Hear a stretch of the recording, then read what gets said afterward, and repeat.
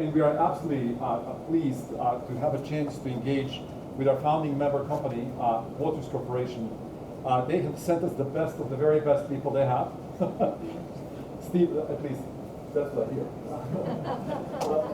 Steve Hattan is a PhD, is principal scientist in Waters Corporation in Separations R&D Group. He received his PhD in analytical chemistry from University of New Hampshire. His thesis work focused on protein purification and characterization. He completed a postdoc at the Wadsworth Center, New York State Department of Health in Albany, New York, characterizing glycan structures by NMR, and a second postdoc at the Whitehead Institute, just at the time that the human genome was being sequenced. He was working on other important things at the time, over in the group of Paul Masudiara, doing protein sequencing by mass spectrometry prior to joining the Genetics Institute in 1998. He was, after completion of the Human Genome Project, Dr. Hattan was hired as a lead separation scientist at Celera in the newly formed proteomics department. And since then, he spent 20 years working on the interface between separation science and mass spectrometry at Applied Biosystems, at Simul TOF Systems, and now at Waters Corporation, where he's assigned to the global mass spec imaging research team.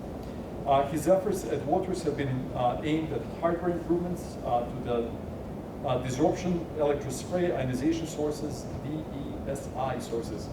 And we'll hear a lot more about it today. So Steve, please take over. Thank you for being here. Yes, thank you for having me. Yeah. Thank you. It's a pleasure to be here. It's a pleasure to be representing Waters and to be representing the global imaging team, which I'm very fortunate to be a member of.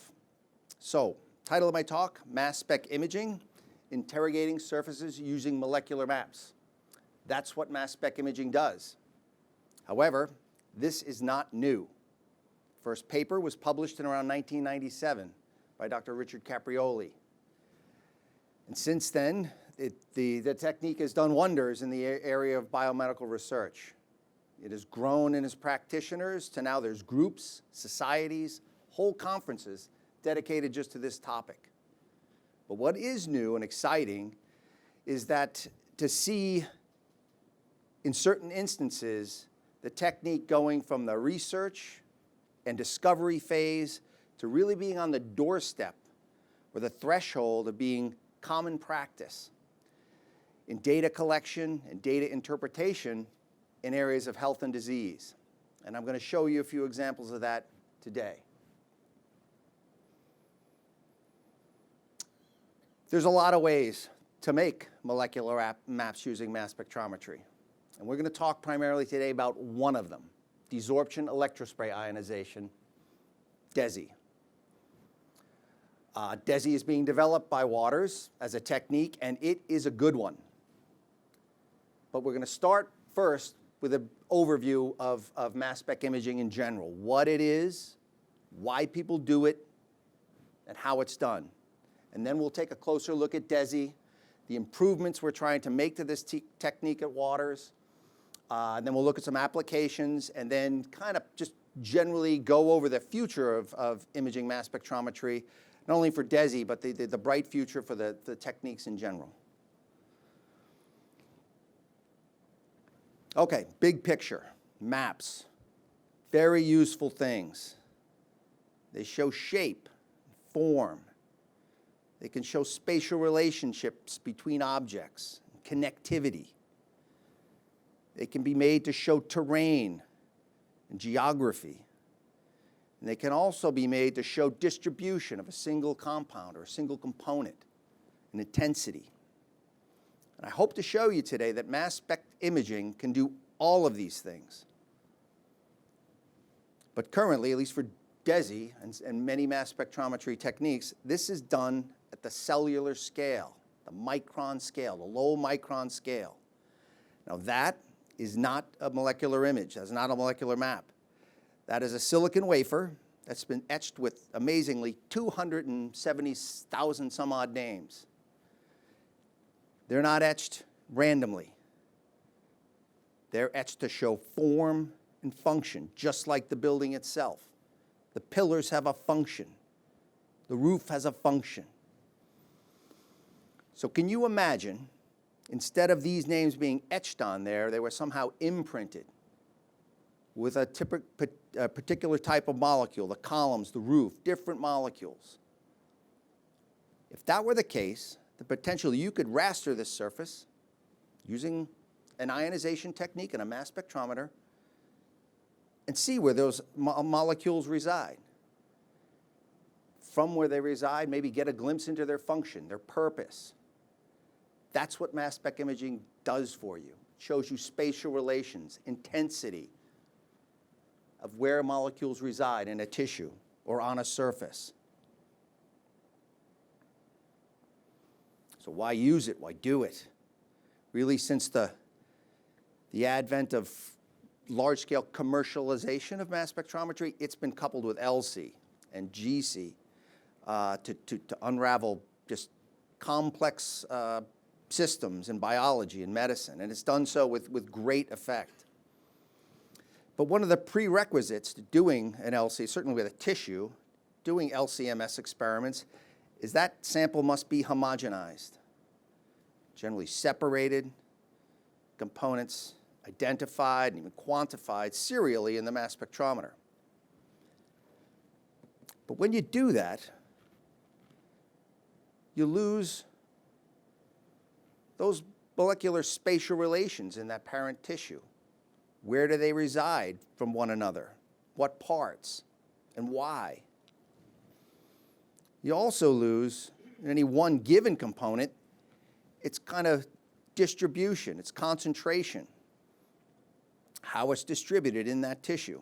What comes up as a very small peak in a chromatogram in an LC-MS experiment might be a very bright spot in a tissue if all of that material is concentrated in a single location.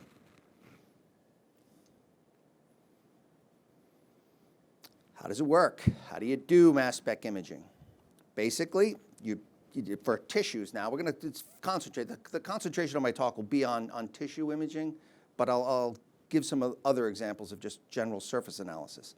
So for tissue, these tissues are thinly sliced on a microtome, generally 20 microns and under, placed on a microscope slide, and then they're analyzed by an ionization source. Now in DESI, this is a charged liquid stream. It's an electrospray.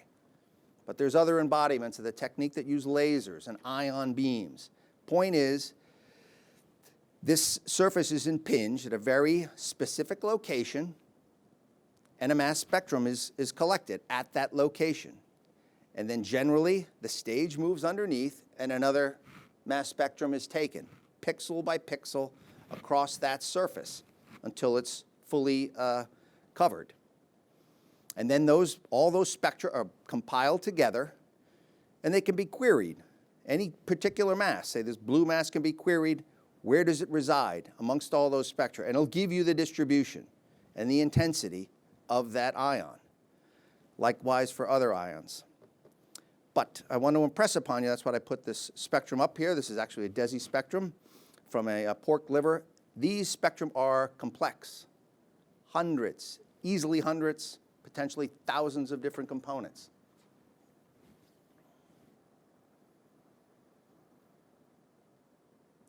We're going to talk primarily about tissue imaging, but really, mass spectrometry imaging is just surface analysis. Whatever that surface is, if you can get it under that ionization source, you can see what the molecules that reside there are. Here's an example of a common cell phone put underneath to reveal fingerprints. Common, potentially industrial process where they're testing different washing mechanisms to see their effectiveness. Looking at a plant root, in this case ginseng, to see where those active components are, the components of interest when you harvest and do what you do with ginseng, make tea. And this is a drug implant, seeing how that drug is distributed within that device. But these are not pretty pictures. These are molecular maps, which can reveal fascinating biology that we put to good use, or it can be used to alter formulations and affect delivery of therapeutic treatments.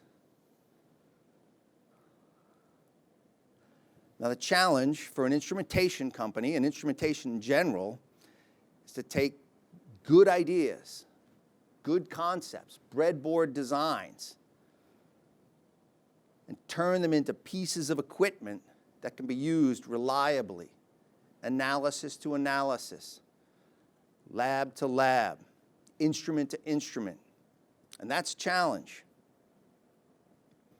And Waters currently has a DESI source. It's pictured right here. And most of the data you'll see today was gathered on a source just like this one. But just like there's improvements in televisions and cell phones, Waters is committed to improving this technique, to making it more robust,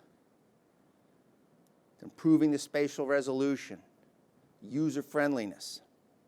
And that's what some of the discussion will be today, going through that hardware. You see here on the left, this is our prototype DESI sprayer. So I'm going to take a look now a little more closely at the hardware, at the DESI source. So there's the DESI source. This is it's a modular ionization source. It's about the size of a shoebox, and it attaches to the front of any number of our analyzers. Here it's shown on our Synapse system. This is our higher end research grade system. A lot of functionality in that mass spectrometer. But it can go on other mass spectrometers as well that are more simpler and more fit for purpose, depending on the needs of the experimenter. And that source can be interchanged on this instrument and all the other instruments with several other types of ionization sources. So I'm going to look down inside the box here.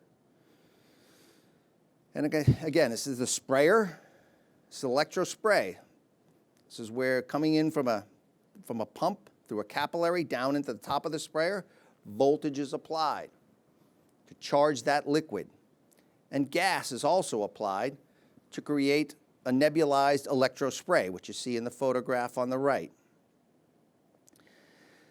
That spray interacts with the surface and is pulled into the mass spectrometer by a mass spec inlet tube, which is shown here. Go to a cartoon of DESI.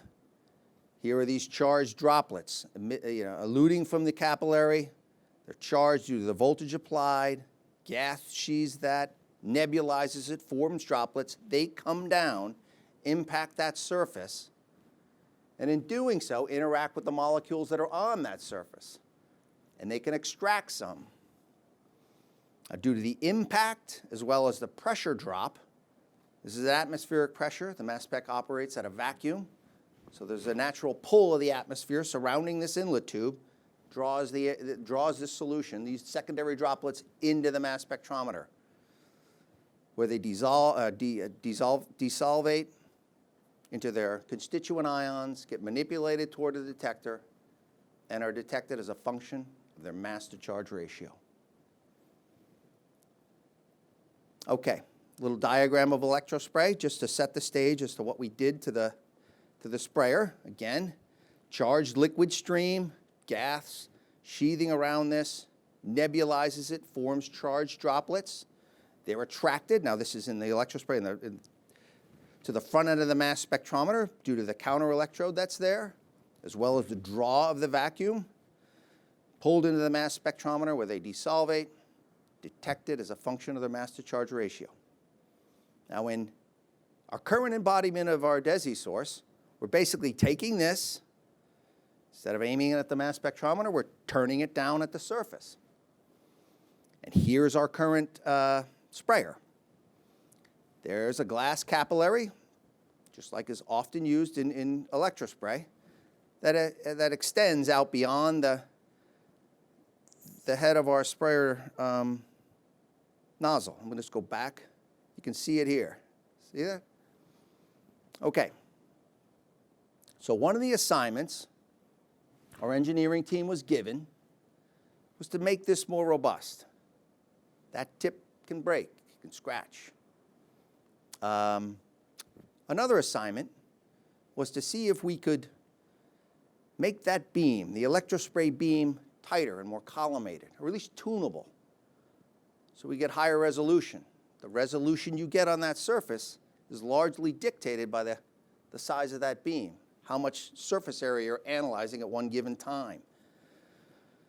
So, to combat this, we came up with the model that's shown below, or to address this. So the first thing was we switched from a glass capillary to a stainless steel capillary. Now this stainless steel capillary is something that Waters was familiar with. It's in another one of our products. So that was an easy win. But the second thing we did was recess that capillary. Instead of having it extend out in front of the sprayer nozzle, we brought it behind the sprayer nozzle. And we grounded that sprayer nozzle.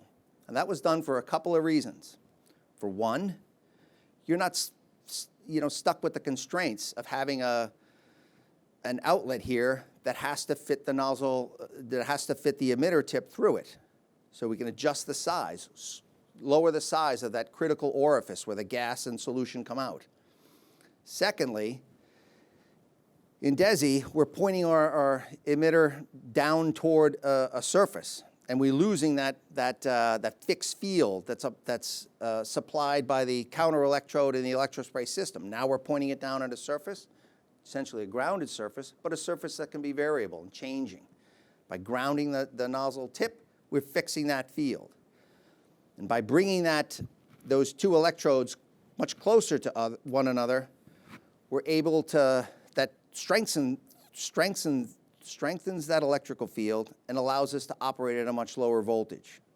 And we get a jetting effect from the gas as it comes around and mixes with the solvent inside the sprayer nozzle now instead of outside the sprayer nozzle in the old design or in the current design. With that design complete, some modeling was done just to see the airflow, the gas flow. Would this design be capable of creating a nice jetting spray? And it was, to our excitement. Just looking for turbulences or major instabilities. You can see here this red section, we get a nice jetting flow coming out of that. I think the maximum velocity of that was, Wade will tell you afterward, about 40 meters a second. So, with the model made, we decided to build it. Here's a cutaway from a CAD drawing. There's our stainless steel emitter recessed behind our sprayer cap. And in this diagram, there's the sprayer assembly right there. And this optical bench was outfitted with 2 lasers and a camera, so we can actually visualize the spray. It came out of our sprayer. We knew what we were looking for. We knew what we wanted. We wanted a collimated, concentric, narrow beam. We wanted a beam, most importantly, that was robust and could be relied upon. We knew what the parameters were to get that beam: the voltage, the gas flow, the liquid flow, the orifice size. So we iterated through these in order to find the sweet spot, to find where we can generate that beam. We also knew what instability looked like. If we went outside of those operational parameters, the beam became unstable. We could see that.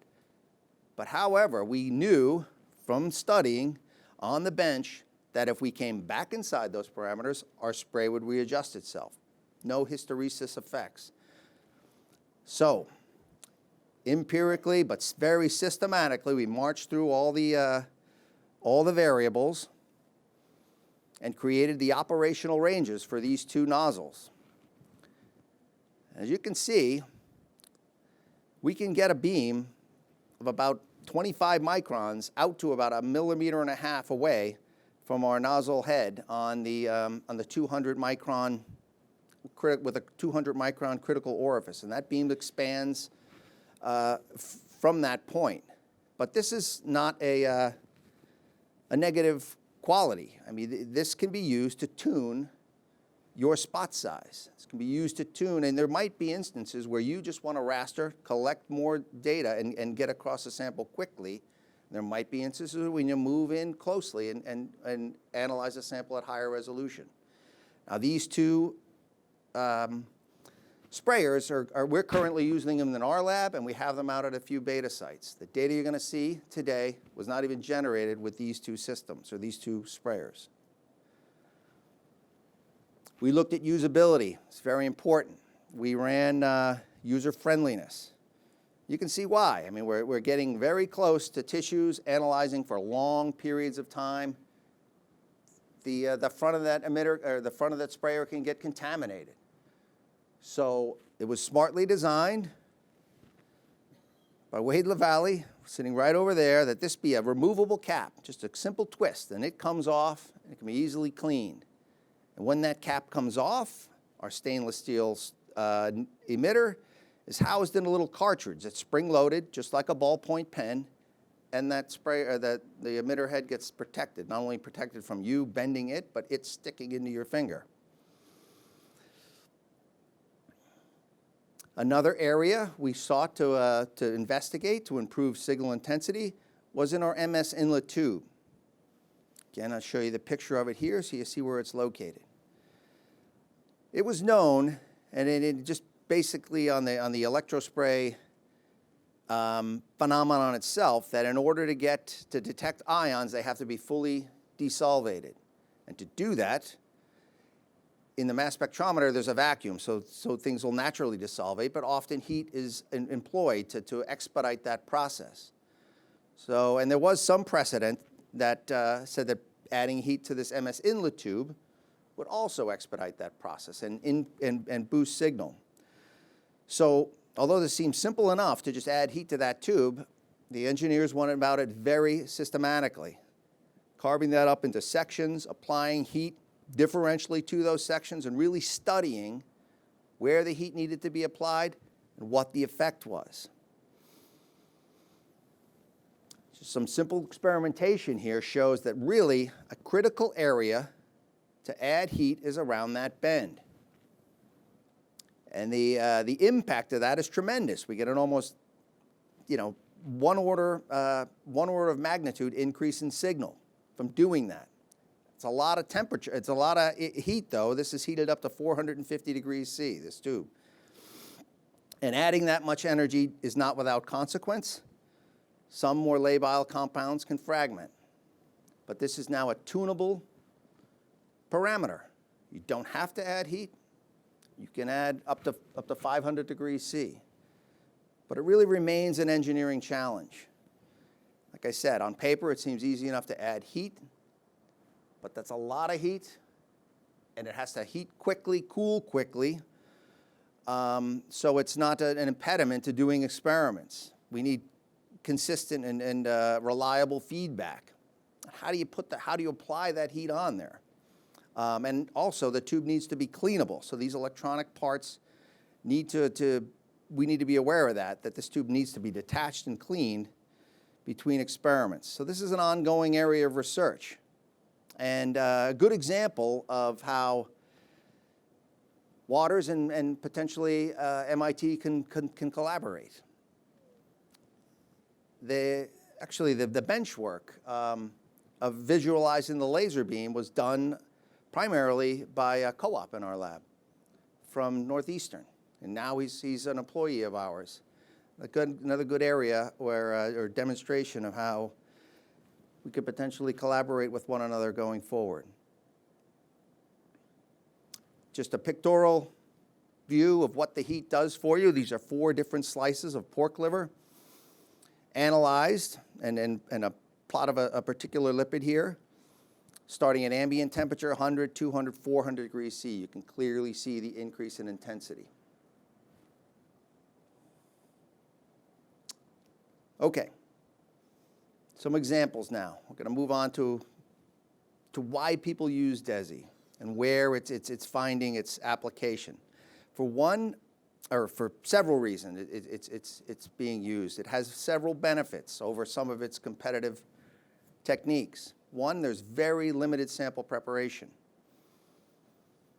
You can slice a tissue. You don't even have to slice a tissue, right? It can be a three-dimensional object. Basically, you've got to get your sample underneath your ionization source. And you can generate ions. You can generate signal using this technique. It requires no chemical additives. It's got functionality in the mode that you use. The voltage applied can be positive or negative, and get different components coming off as a result of that. The solvents you use are tunable. You can tune those to the analytes of interest. And very importantly, it's by and by a non-destructive technique. Obviously, you're removing some surface molecules, but in examples I'll show you, this analysis can be done, and then tissue samples can go on and have further tests done to them, like histopathology staining. Doesn't destroy the sample. And I'll show you as well, it has excellent potential for analytical speed and high throughput analyses. But first, what are you actually measuring when you look down at a tissue with the DESI technique, desorption electrospray ionization? You're looking primarily at small molecules and lipids. Lipids are generally a huge class of molecules, generally characterized as being insoluble. Oops, sorry. They're characterized generally insoluble. They have a polar head group and long aliphatic chains. They make up cell membranes. So when you scan across that surface, or that biological surface with the DESI spray, we're using high organic, like 98% to 95% methanol. It dissolves these membranes, and that's what you're looking at. These lipids ionize, and you see them quite readily. You also see fatty acids, small metabolites, and molecules, exogenous molecules that are added to that sample. And what this is a fingerprint, a signature of the types of cells that are underneath that spray at the time that sample was taken and in that location. And that fingerprint can be used to compare against other cells and identify these cells and distinguish them from other cells, or to investigate what happens to them as they're exposed to some internal or external force. So let's look at an example of that. These slides came from Presha Rajbandari, Columbia University, who's studying oncology. She's studying drug discovery. And what you're looking at here, on each slide is a different mouse. There are 4 different mice. Each one of these mice has a tumor implanted into its liver. And there's been some genetic modification to allow that tumor to proliferate. They've added a drug, a therapeutic, that they're studying. I just call it drug candidate, just to be generic, but its mass is 463 Daltons, as you see there. They dose each one of these mice with different concentrations. The vehicle here is just the dosing formulation, no drug, and then increasing concentrations of drug. They do that at the same time. After a certain amount of time, they sacrifice all these animals. They go in and analyze the tissue. What they're looking for in this particular experiment is that therapeutic, is their compound of interest making its way into that tumor? Is it finding its target? As you can see here, it clearly is, and doing so roughly in accordance to the concentration that it was dosed in. But as collateral, in addition to looking at the compound of interest, they get the whole mass spectrum. They get all the lipids. They get everything else that's in there. And they can take that data and compare the spectrum that's produced on the tumor with that's produced in the normal liver. So sorry, I should have showed you this a little more carefully. The green trace in each sample outlines the tumor. The red trace in each sample outlines the normal liver sample. So by comparing the profile of the cells on the tumor with the profile of the cells in the normal liver, they're able to distinguish a couple of features that can be used to distinguish these two different pieces of tissue. And one of those features was a lipid, mass 682, shown here. You can see that lipid is much more prevalent in the tumor than in the normal liver sample. And you can also see, to their excitement, that this particular lipid underwent a decrease in intensity with an increase in dosage of their candidate molecule, their drug candidate molecule. So what they have here is a pharmacodynamic marker. Not only do they know their drug's making it into the tumor, they know they're changing the biology of that tumor. Now, what's going on, what pathways are being affected, how that's ultimately going to impact that tumor is still under study. But these are the types of experiments that people use tissue imaging for, to give them information about their system. Here's another exciting example of where mass spec imaging could potentially have an impact on health and disease. Now, these slides come from Rachel DeHogue, from Livia Ebelin's group in the University of Texas, Austin. And they're studying thyroid cancer.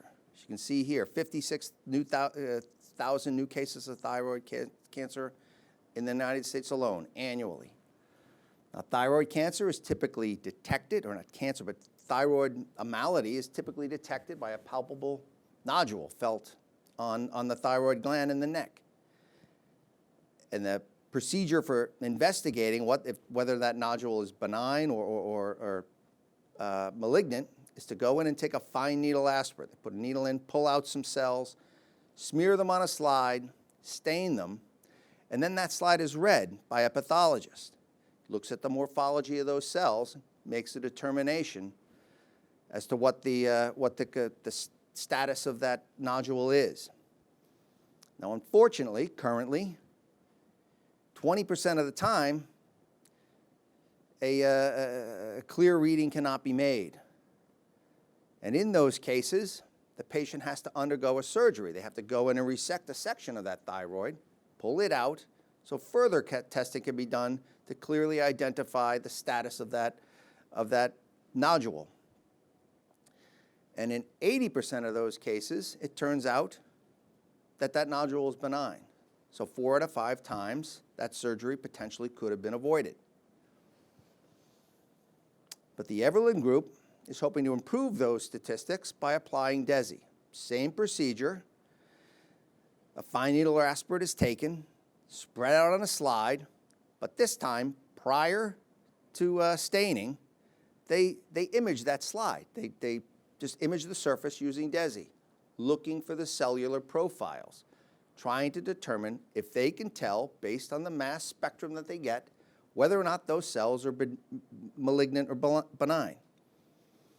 For that to be effective, you first have to build a model.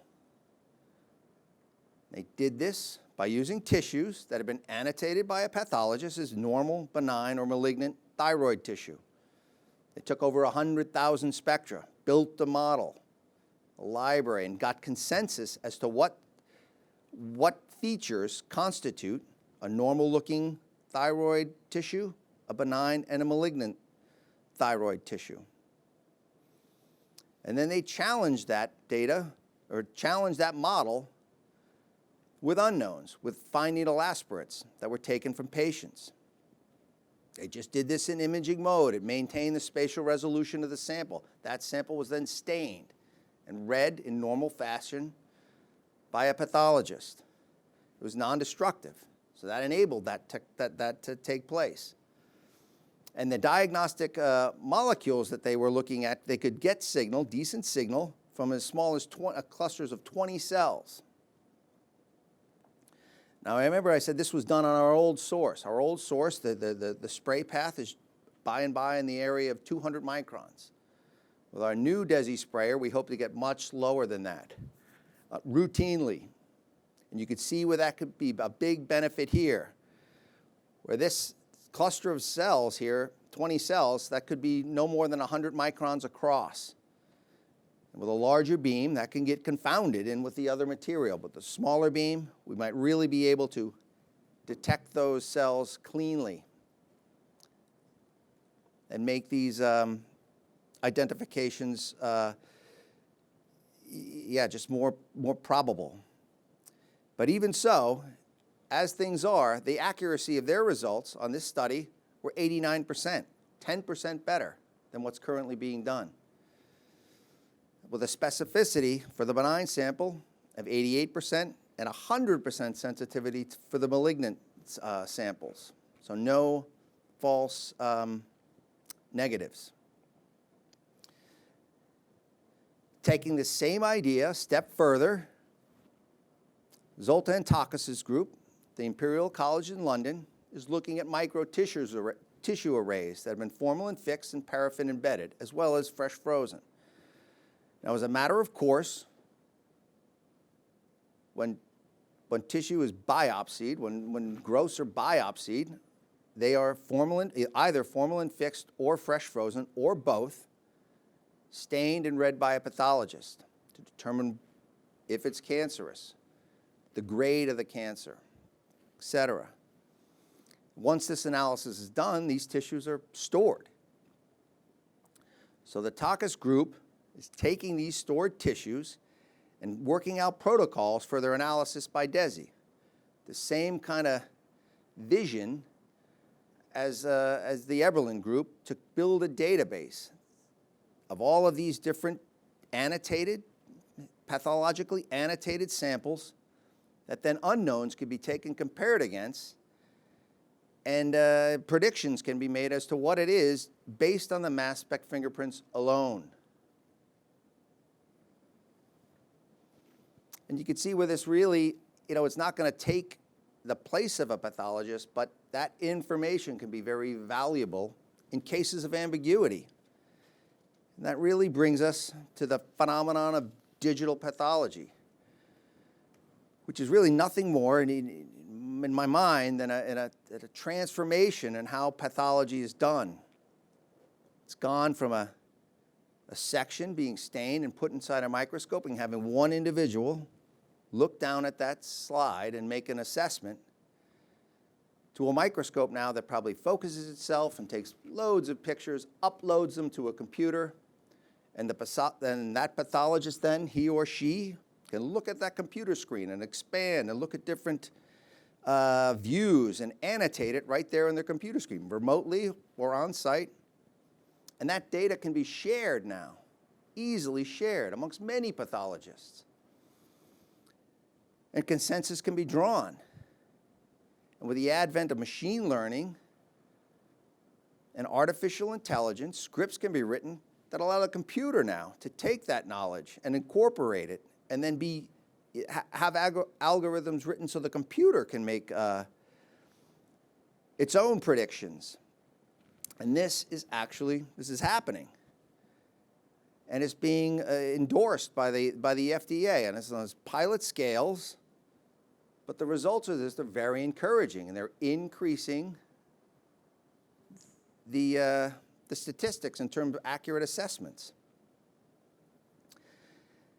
Now, a perfect extension to this would be another layer of information to add to cell morphology and specificity and staining, and that would be mass spectrometry, adding cellular profiles, molecular information on top of this.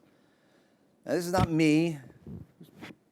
I fully endorse this, but this is not, coming from me. This is coming from leaders in the field like Dr. Caprioli and Ron Herron, and from some members of the medical community.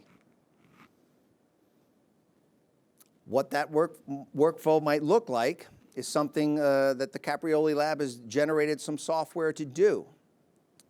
Like I mentioned, pathology now, slices are taken, stained, imaged in a microscope, and those images are sent to a pathologist, potentially at a remote place, who can look down at that image and mark out specific regions of interest.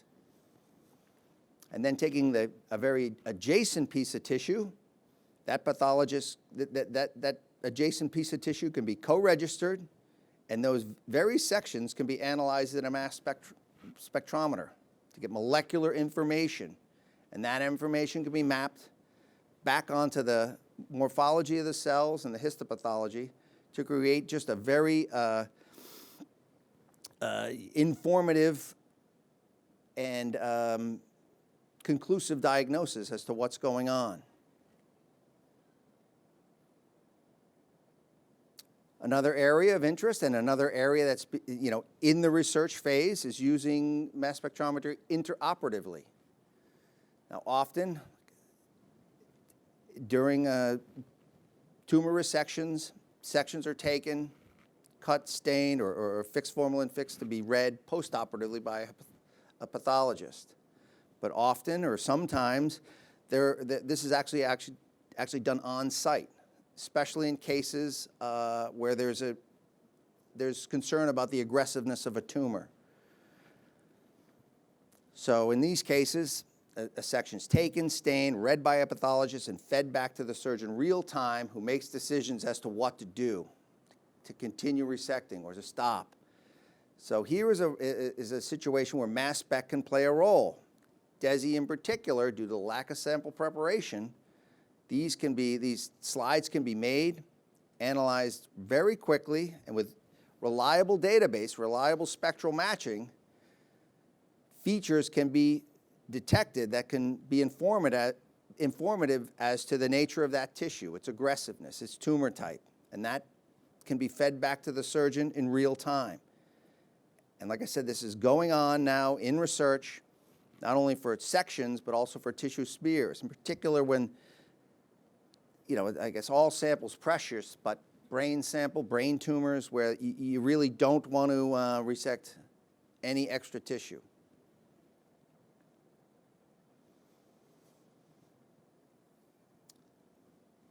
So if mass spectrometry is going to be incorporated into the routine workflows of pathology, it will need to be a walk-away system. Highly robust and reliable. Same with those operating conditions. It's got to be reliable to make its way into those theaters. And we're really at the point of that now. At our lab in Milford, as well as our lab in Wilmslow, England, we've adopted auto slide loaders that can house up to 200 slides that were made for the microscope industry, but we've just incorporated them, and they're now loading our mass spectrometer. That data, it automatically picks out where those tissues are, does the scans based on input from the operator in terms of the resolution and mass range, and collects that data. And when you start running data or running samples with that amount of throughput, you can envision creating 3D structures, taking these 2D maps, co-registering them, and building 3D structures of organs and tissues, molecular atlases, as well as running large cohorts of clinical and preclinical samples for tissue classification. There's a video showing you this. This is our automatic robotic arm. It's going to grab a slide. It'll put it into a little a little chamber where it's photographed, and based on biofluorescence or bioluminescence, it's enabled it to pick where the tissue is. It loads it on the DESI stage, and it's scanned. Some of these tissues have been classified, so it knows by the spectrum what type of tissue it is, and it'll call that up in real time.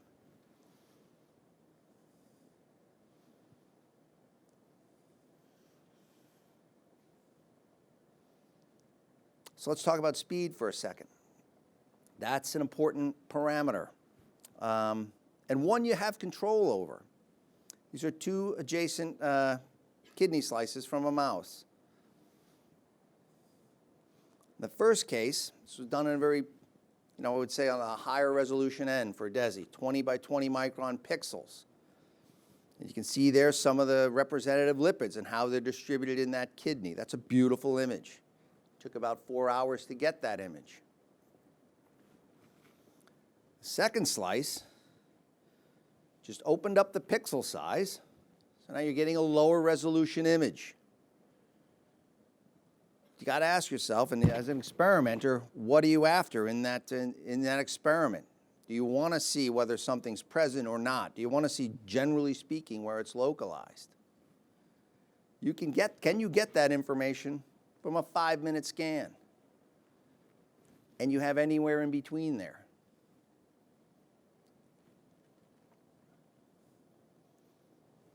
This is a mouse. Our colleague Emmerich Jones, his cat caught it.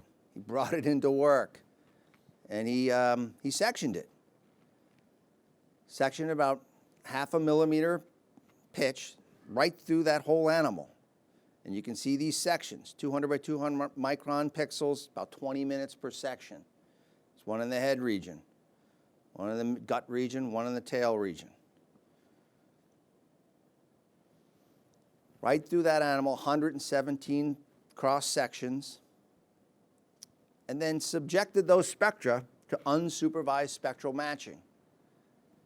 Basically, there's an algorithm. We'll take 2 adjacent spectra and see whether or not they align with one another statistically by some cutoff. If they're aligned, they'll give it a color. If they don't align, give it a different color. By that method, was able to really reconstruct and find all the major organs in that animal. This is just an example. This is a low resolution example. It only took a day to do this. It gives you an idea of where this field is going and the potential it has to really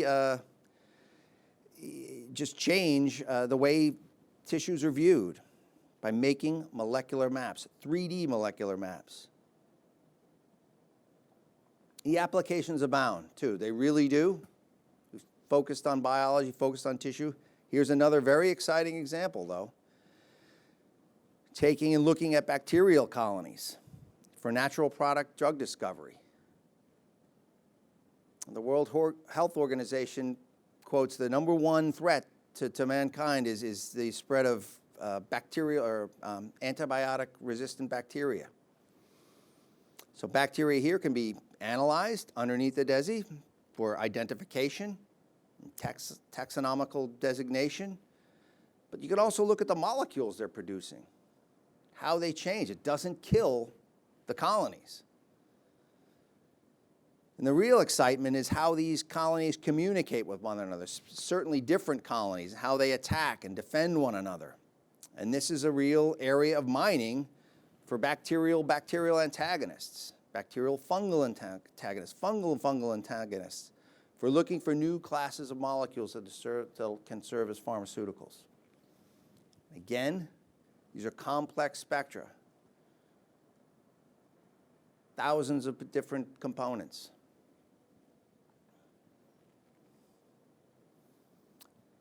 So, I hope I've been able to impress on you today that the things we're working on, the things we're trying to improve, reproducibility of our equipment, quantification of our samples, grasping and being able to handle the data complexity, molecular coverage, can really turn today's struggles, if we can meet these challenges, and turn into just a brilliant future and a different future of the way things get analyzed and diagnosed in the future. Large databases, quick, easy access, small sample sizes that can make very an array of different predictions as to the state of health and disease. We are here to work together. We hope to. Waters is invested in the MIT Nano Center to collaborate. We want to work together. We just opened up an imaging and ambient ionization lab in our Milford site. As you can see here, it's filled with friendly people. We're looking to collaborate not only on applications and tissue analysis, but data analysis, hardware design, anything we can do to improve the technology and push it forward.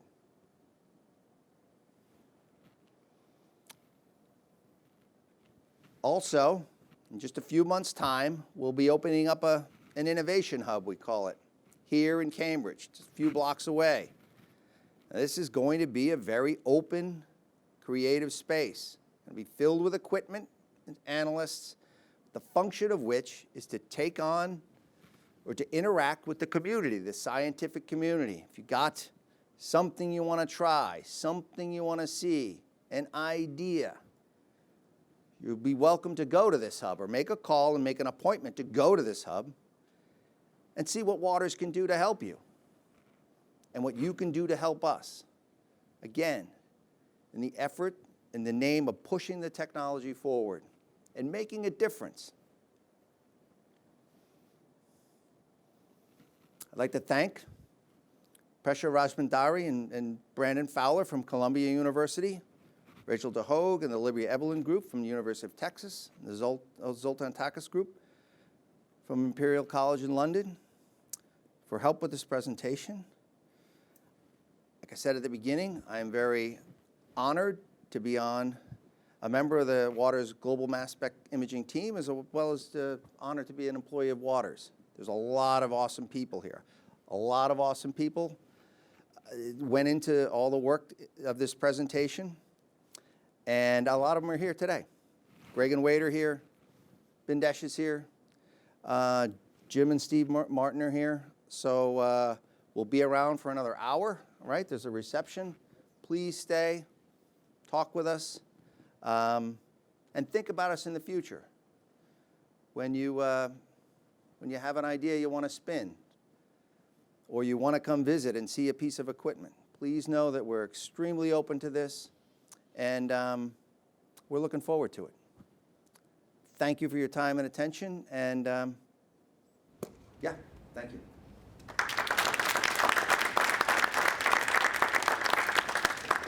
Do you have time for a few questions? Any questions from the audience? Let me start by asking, as you're doing the analysis, how often do you fragment the molecules or cells you're trying to actually observe? Or is that not as much of a concern? No, it's a very soft ionization technique. We don't get fragmentation. SIMS, things like that, loads of fragmentation. The fragmentation I showed was primarily due to the heat. We put a 450 degrees C on that tube. So some more labile things can fragment in that environment. But yeah, generally it's a very soft extraction. It's a very soft ionization technique. So yeah, I mean, you can, if you put it in a top, you can fragment them. I mean, the mass spectrometer can do that for you. And that's often done for good reason, to get structural information. Yeah, so, but just as a course of the ionization, no, it's very soft. One of the softest, I would say. The breadth of solvents you can use, is there a limit? No. I mean, I don't. If there is, I don't know of it. Yeah, no. It's really up to what you want to get out of that sample, right? So you can tune that. If you know what your molecule is that you're interested in, you can tune the voltages, you can tune the solvents to extract it, so those are parameters that you have at your disposal to play with. And no, I don't think there's any, not that we've tried them all, but I don't think there's any limitations to the solvents you can use. Yes, please. I noticed that your spatial resolution is 75 micron. Have you tried it? Can it go even lower than that? Or? Lower? Can you repeat Yeah. the question? Yeah, the spatial resolution. That's a parameter that you set. So we have some at 20. The kidney one, this was a 20. 20 is about our threshold in terms of low end threshold. Okay, this was done at 200. So basically, that's how how finely you're rastering across your sample, and how often you're taking and assigning a mass spectrum to that real estate. Oh, sorry, going the wrong way. This is done at 20 by 20. So that's kind of that's where we are in terms of state of the art with our sprayer. This one is 60 by 60. So you're just not scanning as finely. like you're just reading a book with a larger print. There's something like this, right? Saves you a lot of time. And you can envision like mixing this up. You can mix it going at a few hundred microns until you see something, and then stop, look, here it is. Let's zoom into that area and go more finely. I mean, all of these things are possible. Does that answer your question? Yeah. Okay. Kathy, yes. But in that long tube, which is heated, it's how active? Do you do something to deactivate the metal surface so you don't lose? No, we don't at the time. That's on discussion. Should we coat that? Should we? We haven't seen any, we don't really see much fragmentation even in that metal tube. We see much greater signal. Not so much fragmentation, but loss of things that will bind to the metal surface. Correct. Yes, I got you. We don't at the time. It's definitely a concern, or it's a flag that we're going to look into. We have a whole coatings department that coats things. So we're yeah, excellent question. Steve, how many slides can you do before you have to clean the instrument, and how long does it take to clean the instrument? Yeah, good question as well. I mean, I don't have an answer for you. Yeah, the emitter tip that I showed you that was all dirtied up, that was after a long time. It was just like, should we clean this? I was actually, what was I doing? I was running, yeah, that was after a long time. We need, depends on what your sample is, depends on how close you have it to the sample, depends on, there's factors involved there. But we can run. We've run for weeks at a time without intervention, collecting very good images. So I think that it's a robust system. If you were switching projects or that's when people tend to, the multiple users coming with a sample, that's when you'd say, all right, I'm going to clean this just to make sure I'm getting signal from my sample type of thing. Yeah. It's a good question. Yes, sir. I know you guys have the IP on the DESI process and the solution. Are there any competitors that have something parallel or come close to what you have? Don't think so, other than homemade ones? No. No. It's good to know. It looks like we have a state-of-the-art presented here, so thank you so much for that. Yeah, there's a lot of engineering that has gone behind a lot of smart engineering. Well, given the time, let's stop here. We will continue the discussion over a little bit of a snack and drinks, which is right next door. So, but before we indeed head that way, let's thank Steve one more time. Thank you so much. Thank the team. Thank you.